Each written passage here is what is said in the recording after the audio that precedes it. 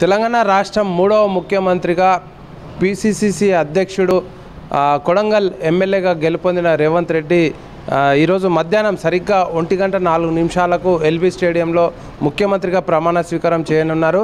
తాను తొలి సంతకం కూడా ఏదైతే 6 గ్యారంటీ స్కీమ్లకు సంబంధించిన ఎజెండా ఉందో, ఏదైతే మేనిఫెస్టో కాంగ్రెస్ పార్టీ ప్రకటించిందో ఆ యొక్క మేనిఫెస్టో మీద తన తొలి సంతకం చేయనున్నారు. ఈ యొక్క కార్యక్రమానికి కాంగ్రెస్ పార్టీ సంబంధించిన హైకమాండ్ సంబంధించిన నాయకులు పలువురు హాజరవుతూ ఉన్నారు. డిప్యూటీ సీఎంగా బట్టి విక్రమార్కను ఇప్పటికే నియమించినట్టు తెలుస్తూ ఉన్నది. ఇక మంత్రివర్గంలో మొదటి స్థానంలో మన నిజామాబాద్ సంబంధించిన సీనియర్ శాసనసభ్యులు మాజీ మంత్రి కాంగ్రెస్ పార్టీ కోశాధికారి మాజీ మంత్రి సుదర్శన్ రెడ్డి గారికి అవకాశం వస్తుంది.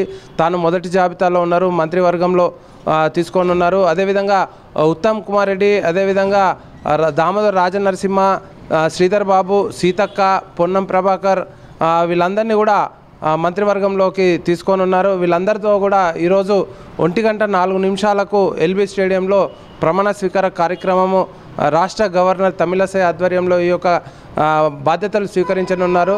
ఓవరాల్గా చూసినట్లయితే మనకు కాంగ్రెస్ ప్రభుత్వం 6 గ్యారంటీలే ప్రధానంగా ప్రజల్లోకి తీసుకెళ్లడం వల్ల ఈరోజు కాంగ్రెస్ పార్టీకి ప్రజలు పట్టం కట్టారు అని చెప్పి తెలుస్తూ ఉన్నది.